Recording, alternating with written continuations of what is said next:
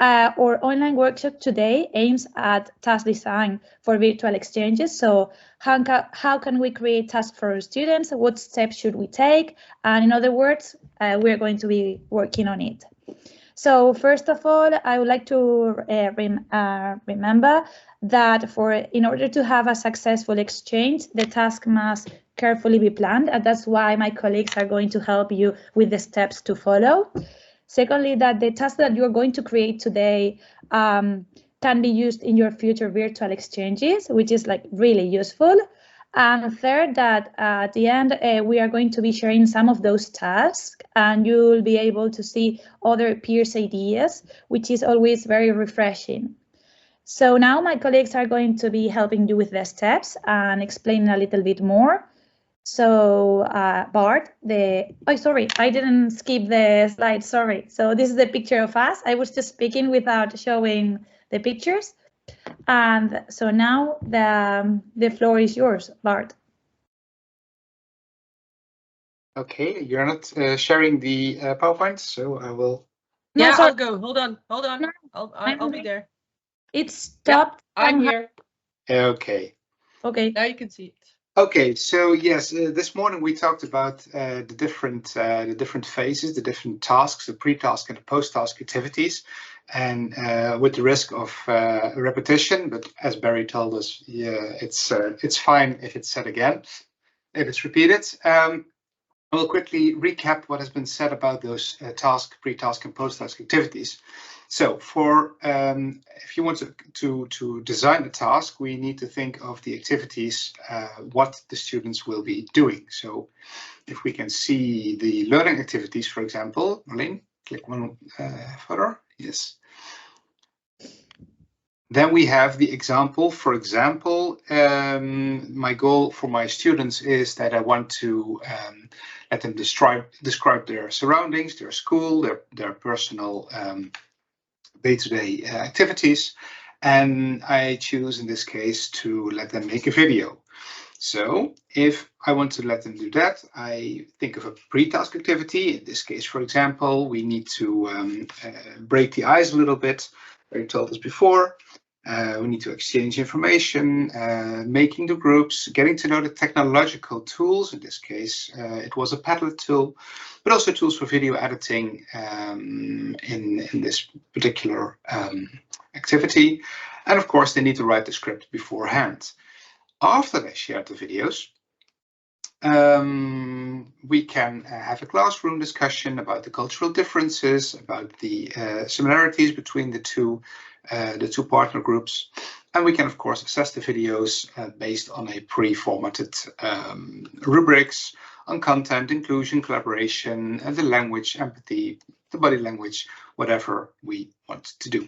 So the task, the pre-task, and the post-task activities are very vital in my design.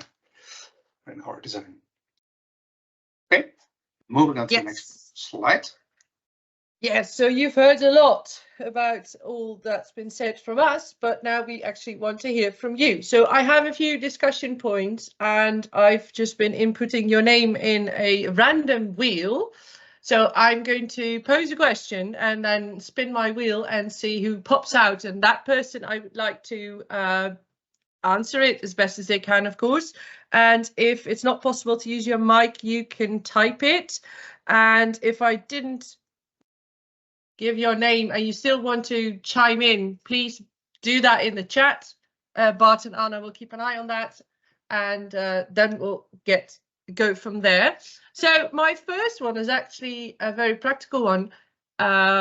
Who has ever done a virtual exchange? And I know there's about 18 people in here now who perhaps have never done one. I don't know. So perhaps I'll spin my wheel and ask a question. Hold on.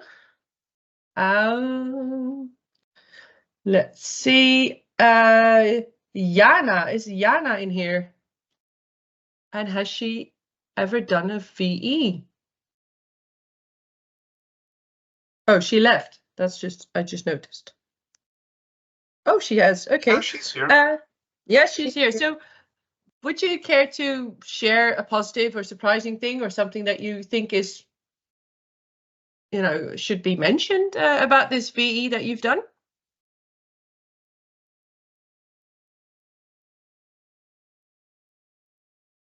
Because I'm That's here, okay. but the mic doesn't work. Yeah, that's fine. That's fine. Perhaps you can type it, and then I'll read it out loud for everyone to hear. In the meantime, I'm just going to. Yes, you can use the chat, but perhaps it takes a while to type it out. So I'm just going to spin my wheel again, see if another name pops up. Anna Magano. Sorry if I mispronounced these names. Sorry about that. So Anna Magano, have you ever done a virtual exchange before? And if so, would you like to share?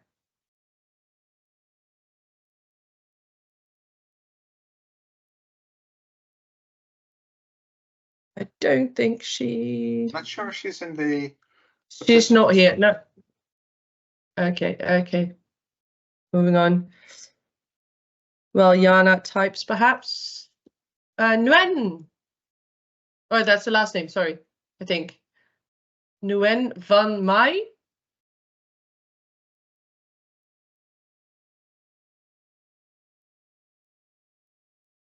He is in here, but also he or she is also only in the chat. The reason I put this discussion point here is that if you've never done one, then perhaps this is all very new to you. Perhaps, I know that Bart and Anna are watching the chat. Perhaps someone who wants to mention something about a VE could just raise the hand in the chat instead of me using the wheel, so that we can see if anyone wants to share. Marleen, in the chat, Barry mentioned we can ask the people here in Clermont. I'm not sure if I'm not seeing any hands raised at the moment, but maybe someone has already been doing a virtual exchange. Yeah, sure. Anyone in Clermont can answer as well. Yeah, statement, positive experience.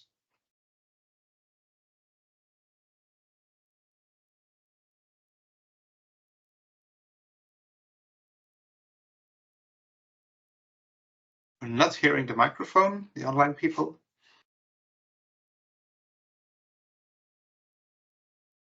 I think it's because it's muted. It's still muted. Yeah.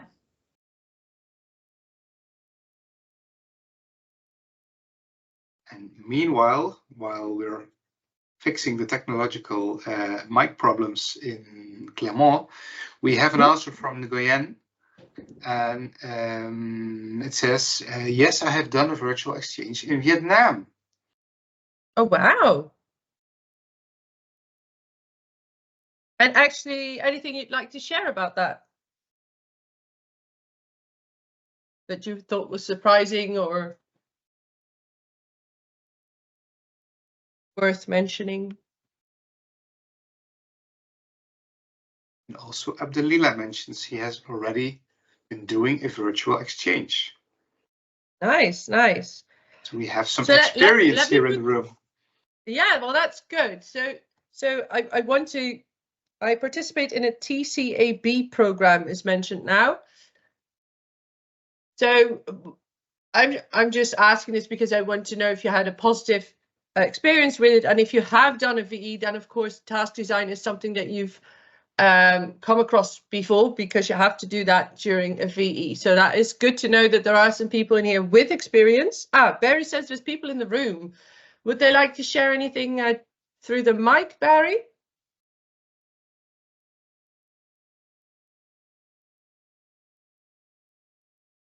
Barry, the microphone is still muted. So meanwhile, I have a message from Celine Paul. I've been doing eTwain projects for the last 6 years, and now it's time for it. We have a lot. Yeah, we hear Franz. I think we get Franz through the mic. Yeah. But it's weird. It's echoing. Okay, yeah. Shall I continue with the statement from Celine? Yeah, how do you find partners? Is there a secure platform like the Can you hear us now? Hi. Hi, Can you hear yes. us? Yep. We can hear you. Yay. Try with the microphone. Okay. Yeah, that works. That works now? Yeah, it works. Okay, there you go. Okay. So, because we were trying to connect with you, because there were people in the room who had carried out some virtual exchange tasks, but we couldn't let you know that they had because the mic was muted. Both mics were muted. But now Oh, God. I think they work, so we can ask people in the audience if so. I'd love to hear the Yeah, people who have carried out a virtual exchange task. Can you raise your hands? Good. Go, Barry, go. Find them. Run. Hello, so I'm a student from Clermont and I'm going to be speaking for my whole class. We exchanged with students from the Netherlands for a whole semester. It was very interesting. We got to learn a lot about different school systems, but also as a future teachers about how we are, about how different the formations are, both in France and in the Netherlands. So I had a really great experience. It was very positive. And I think that's it. That's what I have to say. No problem. Sounds good. Sounds good. Yeah, thank you. It was a really sorry. I'm also a master's student at Clermont Auvergne, and yeah, for the experience, it was really enriching, and it was an experience for us as future teachers to consider whether we're gonna do this in the future or not, because it was our first time, and also we get to know which level is suited this program or not. And yeah, I think we had so many information, and we got to know something, you know, outside of traditional English, how teachers teach English. Yes. Good. Sounds good. In the meantime, I've gotten a response from Jana, so we'll do one more from Clermont, and then we'll do Jana. So is there one more in Clermont? Who would like to share? We are okay in Clermont, or do we have one more? Okay. Oh, no. Go on, share me. I wanted to say that during our virtual exchange, I was paired with someone who already had experience working as a teacher. So it was cool for me to learn from him, someone who had already implemented some of these activities and tasks, and then to make our own tasks together. It was very, very cool. Yeah, I can imagine that could be very inspiring, of course. Yeah, definitely. So Jana tells us in the chat that she has experience conducting a virtual exchange with students from Spain. They used a Padlet as a pre-task, which was a little unusual for the children to write about themselves, since they had not seen each other and knew nothing about each other. But when they saw their peers post and that they were doing the same tasks, they were very inspired and looked forward to meeting them. And this made our exchange more lively and real. It helped them establish very good friendly relations with children. And she also had a virtual exchange with Mexico, where they used Zoom meetings, which was also very successful. So many good and positive experience, I would say, in this entire group. And in the chat, Marleen, Abdelila also mentioned the abbreviation for the TCAP program, which is Teacher Collaboration Across Borders. So that's also something that he participated in. And he used as a pre-task also Padlet and Flip. Yeah. So, and mentioning for Jana's exchange was, of course, that her students are from the Ukraine, which they were then going through a very difficult time, of course. So there were very difficult circumstances, but they still managed to actually do this exchange very successfully. So that's very well done, I should say. So thank you very much for sharing all that. My second discussion point is you've heard a lot about these tasks, but there are certain learning objectives that there are. And what things do you think, and you can type this in the chat or just sum them up for me there in Clermont, do you think could match or contribute to one of these learning objectives? And the reason I'm asking this is because when you're designing a task, you have to think about these things. So what would contribute to the intercultural learning objective or linguistic, or is it just a technological one? So what do you think, and I'll give you a minute or two to think about this, could contribute in a task or are important in a task so that these learning objectives are achieved? It's a long one. I'll give you a few minutes before I start calling out names. I've got people in the room that can write it down, and then we just send Barry again with the microphone, okay? Barry's going to get in his steps today.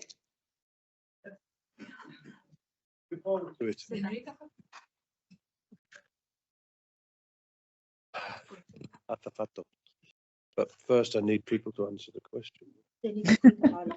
That's the Well, Barry, you can give an answer as well if you like. Maybe you have some input. What? Maybe you have some input to give examples, for instance, if they think it's a difficult question to answer. It is a very difficult one. You've asked, it's going to take me a while to process that. What things in a task could contribute to one or more of the learning objectives of the intercultural, linguistic, technological, and or pedagogical? I don't know. What about you guys?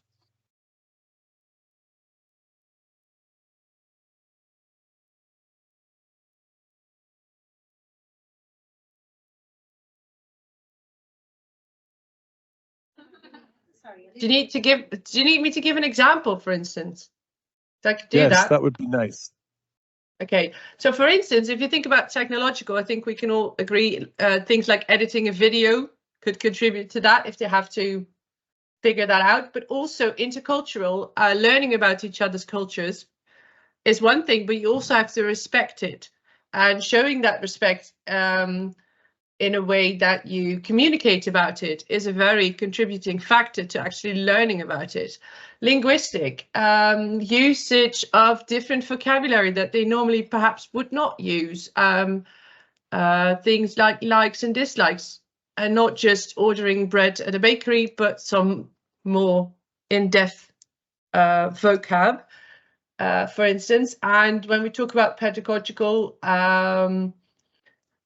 perhaps in a teaching kind of way, perhaps they could, I mean, if you have them talking about each other's culture, have them teach them something about that. So, and an important thing, they don't have to all be in a task. It would be the perfect task if they're all in there, but they don't all have to be. So that's why I put the and or.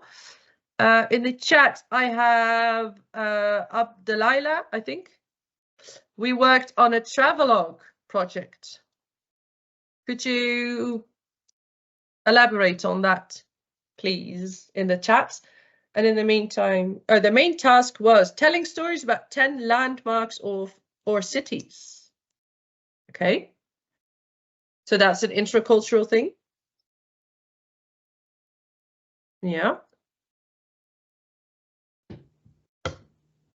Okay, one of the things that interculturally, if you like, that our students did, they actually created the task was to talk about the music that is created and made in Spain, and they asked their Dutch colleagues to give their point of view. Because, as you know, Anglo-Saxon music is basically everywhere, but not that many people know any Dutch groups or maybe even Spanish. Maybe Julio Iglesias, but I don't know. Yeah, that's very Enrique true. Very Iglesias. true. But they did it about they focused on what's her name, Rosalia. Do you guys know about Rosalia? Oh well, there you are. Rosalia. That sparked off a very interesting conversation, okay? Because Rosalia also has her own way of speaking English, and she's very proud of it. She doesn't want to speak standard English. She wants to speak her English. Okay, so any more, for example, the pedagogical side, you guys who are doing a master's in that? No?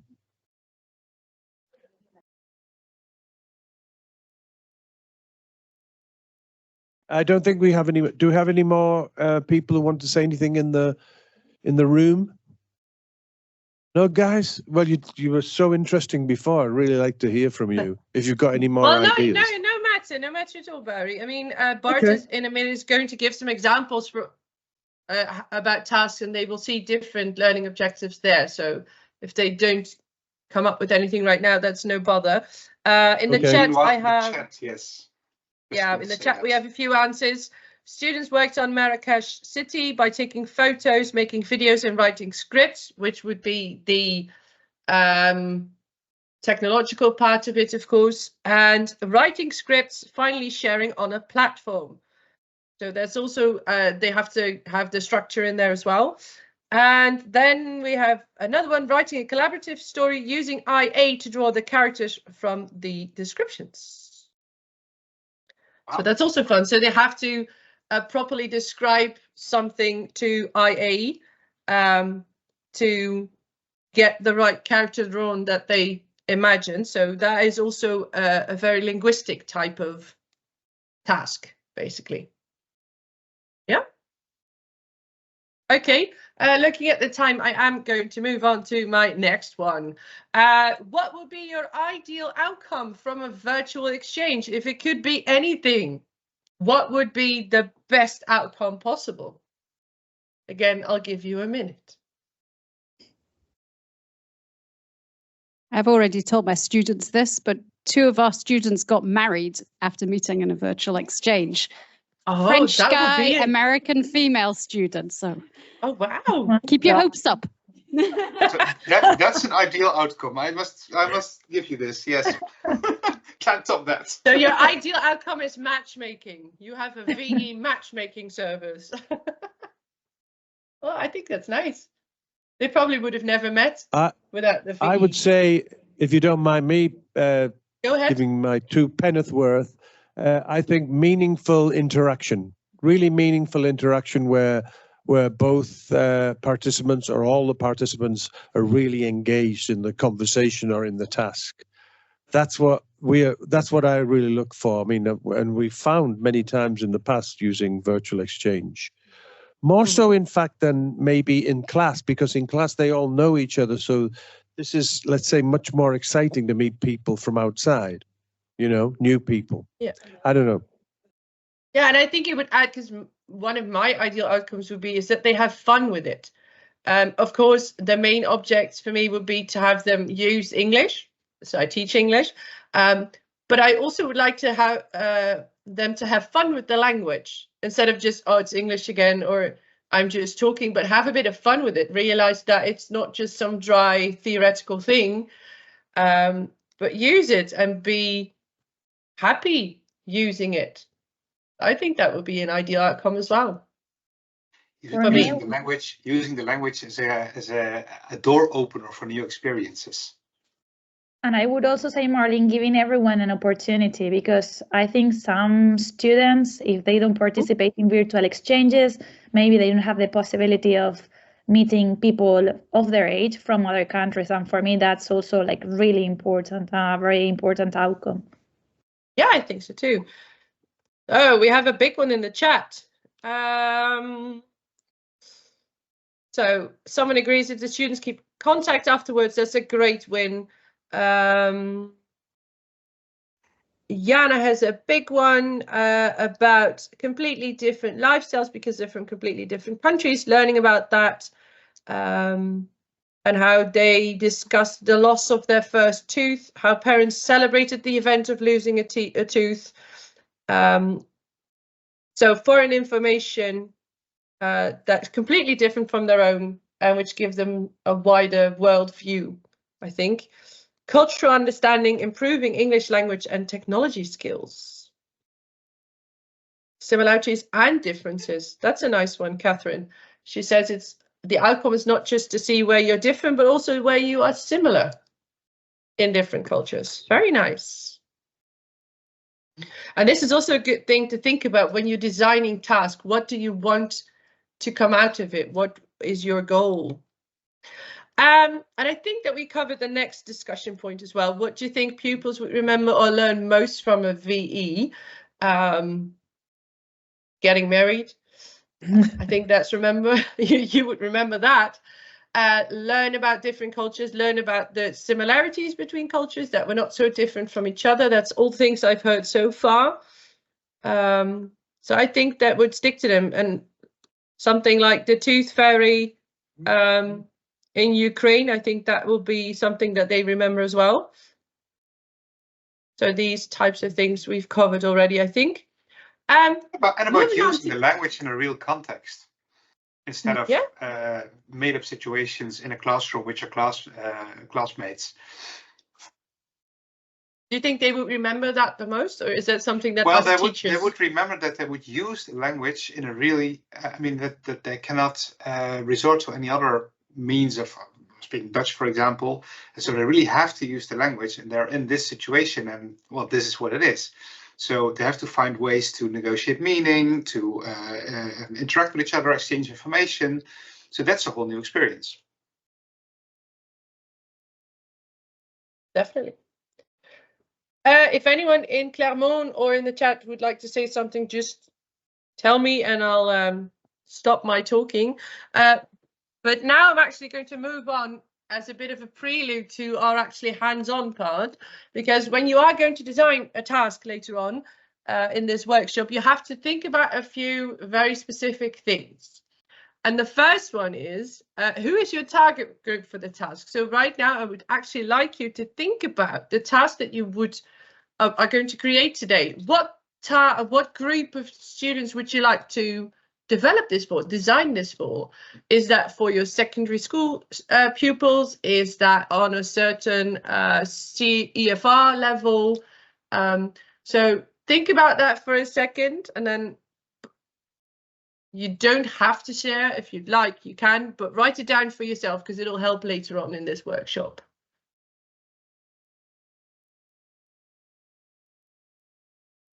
Oh, in the meantime, I got an interesting chat about the remembering part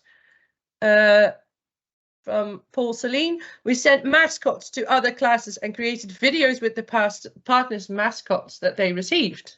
That was remembered, I can imagine. A nice one.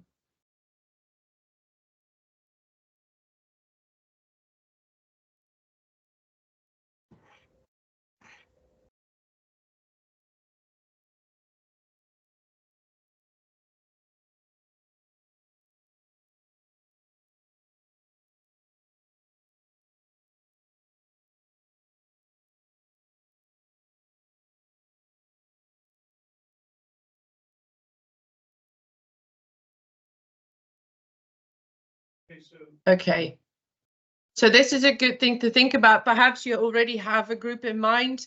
For instance, I teach secondary school. I have 2 years, second years group. So that will be my target, which would then be A2 level CEFR. So that will be my first thing.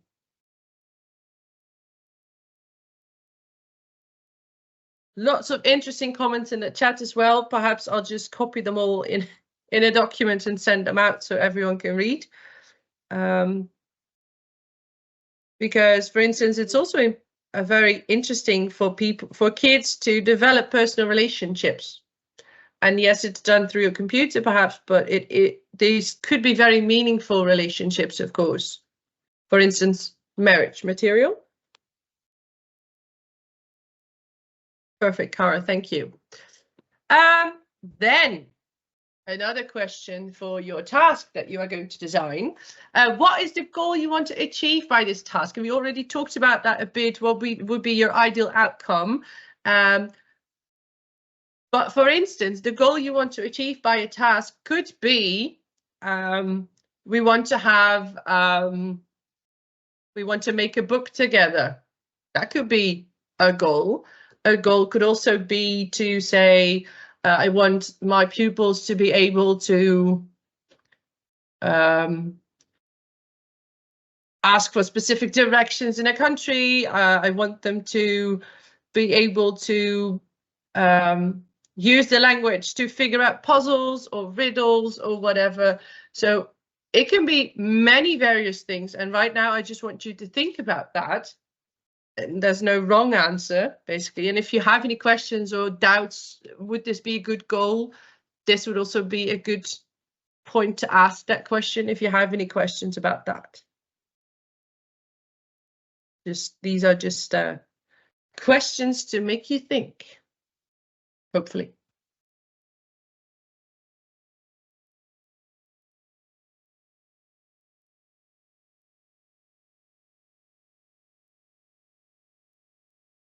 So you want the people? Hello. So you want the people in this room also to write down their target group? Yeah, maybe. Yeah. To kind of where they're working at the moment or where they might be working in the very near future, and Could be both. What goals they want to achieve. Okay, so that's what you'd like to prepare for the next phase. Is that right? Yes, because if they've already thought about that, then they can easier go into action later on. Yeah. Good. I can see they're working on this. Okay. Right. They're working on this. In the meantime, I'll go to my next sheet because I'll let them think for a few minutes. But right now is also my question moment. So if anyone has any questions right now that they really want to ask about those two questions that I just had on the screen, or anything at all about task design, this is your moment to ask in chat or in the room. Meanwhile, in the chat is also an example of the goals that someone wants to achieve. Celine mentions create collaborative podcasts, stories, exhibition centers in Frame VR. Yeah.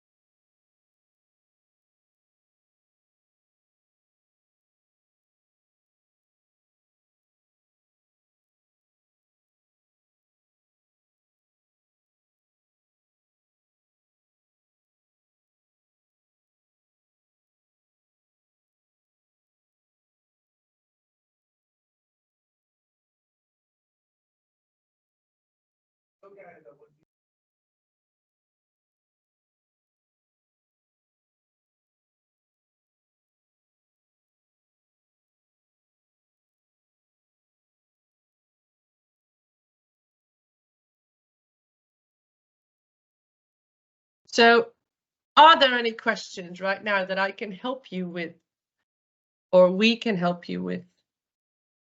There's a question here. I'll run over. Yes, please. Here I am. Thank you. Hi, my name is Eve, and I'm teaching in a vocational training school. And I was wondering, when you say goal, is that the outcome of the? I don't know how to explain. When you mean the goal, because my target group would be CAP, if you know what I mean. How can I say it? Okay, and in that type of diploma, they lack trust and self-confidence. Would that be a right goal, or would you mean what are they going to produce, or do you mean both? Because if I would like to really work with that. I have already an idea of a task, but in my goals, can I say trust, open-mindedness, but also the tasks that I'm going to produce with them? Are they? Yeah. Am I clear? Yeah, you are definitely. So after this questions moment, I'm actually going to go into detail about the task template that you're going to use. So I can tell you all about that. But yes, trust can be one of the learning objectives that you want them to learn or to feel. So that could be it. And you're also going to write down what tasks they are going to use to achieve this. So that's a definite possibility, both of them. So it will be personal goals. What you want them to have experienced during this virtual exchange. So trust and confidence are quite useful, yeah. Definitely. Does that help you? Yes, she said thank you. You're very welcome. Any other questions anywhere?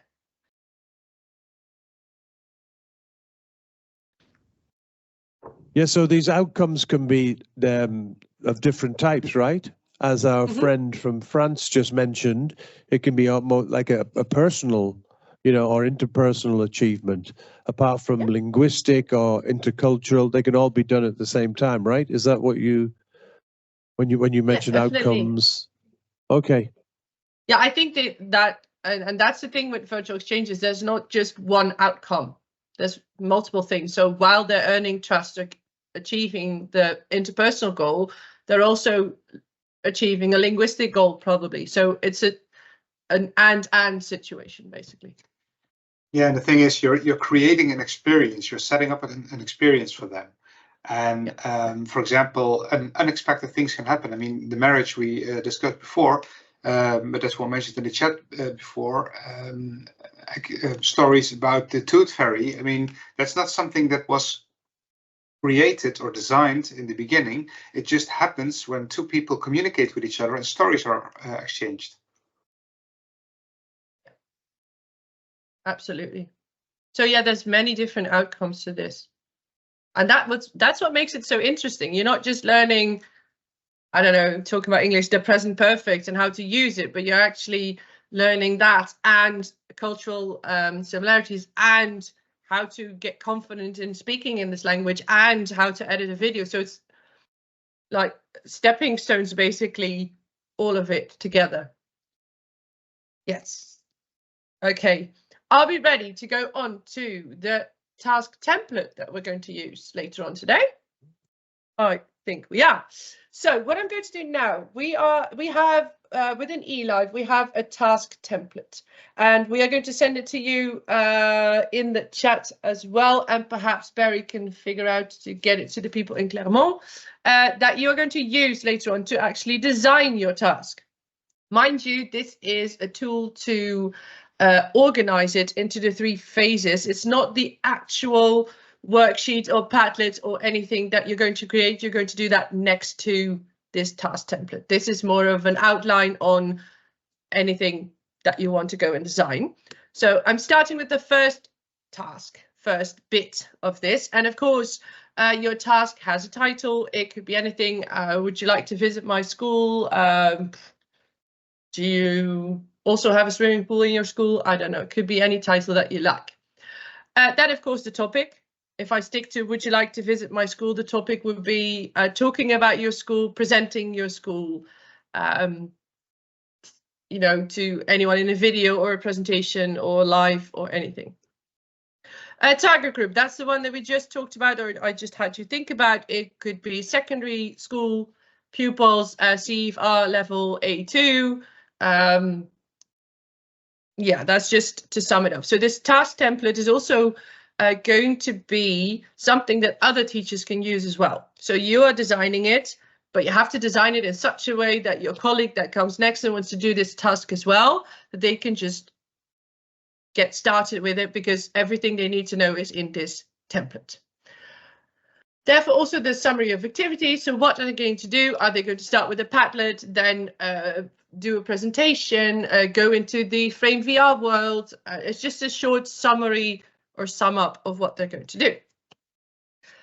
Learning objectives. This is the one that I also talked about. So what do you want them to learn? Do you want them to linguistically know how to introduce themselves? Do you want to have them know how a story is set up? So beginning, middle, end. Intercultural, what you like them to share about their culture and all that. How can they edit the video? So this can be a very big object. The learning objectives can be a very big part. Then the final product is expected outcome. And this could be a very touchable thing. So a monster book that we saw this morning, a video recording of the presentation, the Padlet link,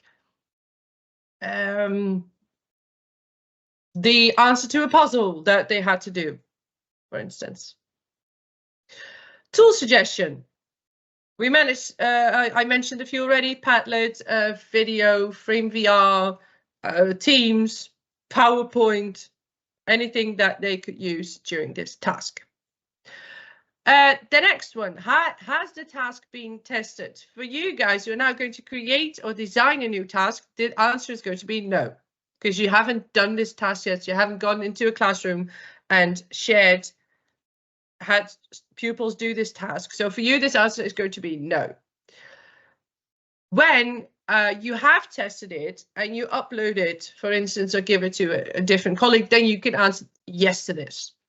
This is important so that other teachers or teacher trainers can see whether this task has actually worked.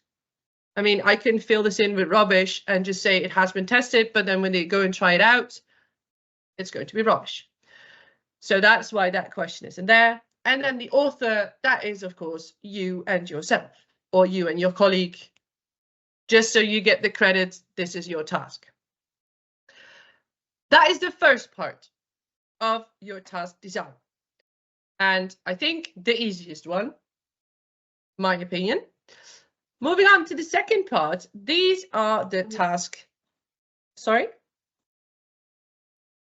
Oh, I heard something. Task preparation, pre-task, the regular task, and the post-task. So in this part, you're going to write out which elements of a task you want to have and how you're going to achieve them. There is something in here as well. The first few things are standard, preparing for the meeting with the VE parter when you're matched. You know, that is the first step that you do. What do you want in that task? I want to discuss our levels. I want to know if they agree with my idea. I want to provide the Padlet, all that. So you name the element and then describe what's in the activity. Task performance, the interaction. So this is the part where they actually, for instance, go on Teams and talk to each other, review the videos that have been produced. And we have 3 lines here, but you can have multiple. So now, for instance, in the first one, I have 3 things written down, but I could have 5. I could have 10, not preferred in a pre-task, but you could. So it can be as big and as small as you think is necessary for someone else to be able to carry out this task. So you're designing it for yourself, but also for someone else to be able to do it the next time. And the last bit is what you want after you have done your task. So would you like the pupils to reflect on what they've done? Would you like to have a group discussion with your class about what they've learned or what they would like to investigate even further, for instance? And you can also have assessment in there. If you want to give marks for a task, this is where you would write it down. Assessment is your task element, and what would that look like? I could evaluate the, oh yeah, big blue button, thank you, Barry. We could evaluate the video based on content, a certain criteria that I've put up forth, and that will be a description of that post-task activity. So that, in a nutshell, a very quick nutshell, is what your task template looks like. And for now, I'm going to hand over the presentation to Bart, because he is going to give you a few examples. Yeah, I will quickly show you some examples just to give you a little bit of inspiration. Of course, it can be as easy as a shared Padlet. It can also be a little bit more complex in a virtual world, for example. So I will share with you those inspirational ideas. But let's first have a little recap on what was said this morning by Shanna White on task design, or task as plan. She mentioned that there was a little checklist focused on meaning, the information gap, the non-linguistic outcome, and the learner choice of linguistic resources. So in my in my design, I always have to check, is there something to say or understand? Is there something to find or do? Is there something to achieve or to complete? And is there something to recall or practice? Well, moving on to the next sheet, I show you the videos from the game that we made in the TILA project, which is a few years ago. And actually you saw the first video already, but it didn't have any subtitles yet. So I will show you only two of those videos. In this case, it was a pairing up between British and Dutch students using German as a lingua franca, and they were speaking German at A1 or A2 level, and they played a collaborative game. And that means that there was, of course, something to say or to do, to understand, sorry, because they had to collaboratively do the activities together. They had to do the activities, answering questions, finding little bits and pieces of information in order to open the doors and go to the next room. Or, for example, in room 4, they had to move pieces to build a bridge in the other room. So there was also an information gap, which was point 2. They also had something to achieve or to complete, which is to reach room number 7 and finish this whole game within a given time. And afterwards, something to recall or to practice. Well, afterwards, we had the classroom discussion with the students, of course, mentioning all the different vocabulary that they learned. They learned about the different types of food, also in the English culture, although this has a strong linguistic component, not so much as a cultural component. Marleen, would you do me the pleasure to open, no, not the first one. The first one we already saw. The second video, which is the building of the bridge.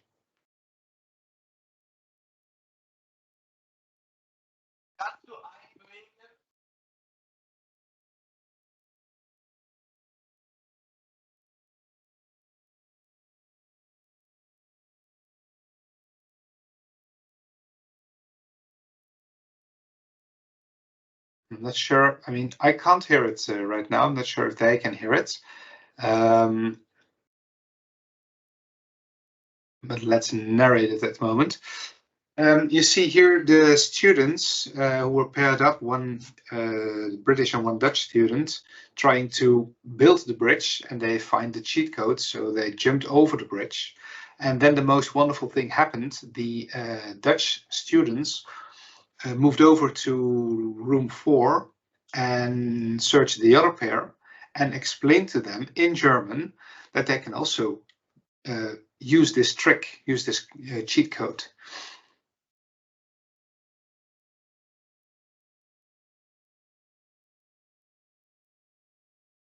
Okay.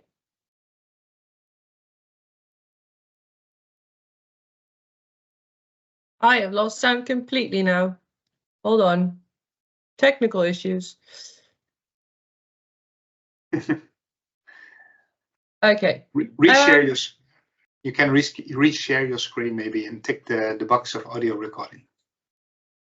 I think that's better.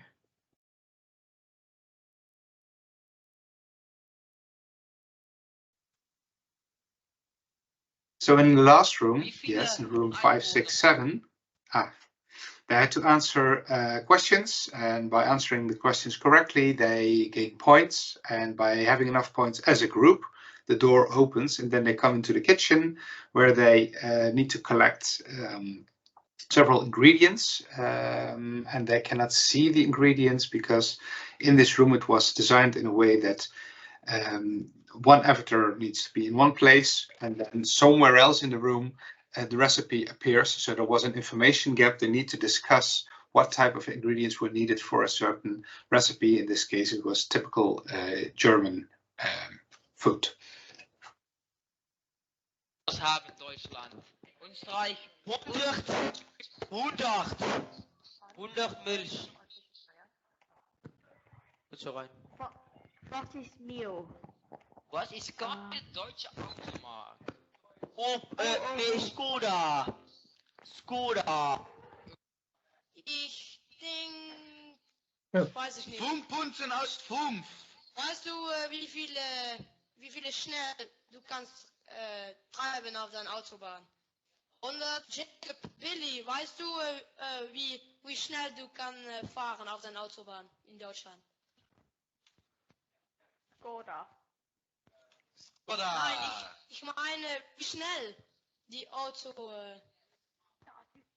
Ich habe 5 Punkte aus 5.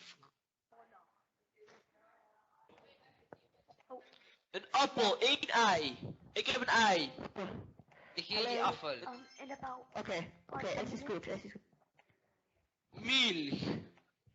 Suche die Milch. Ich finde die Milch. Ich kann die Rosinen nicht finden. Touch. Wo sind die Rosinen?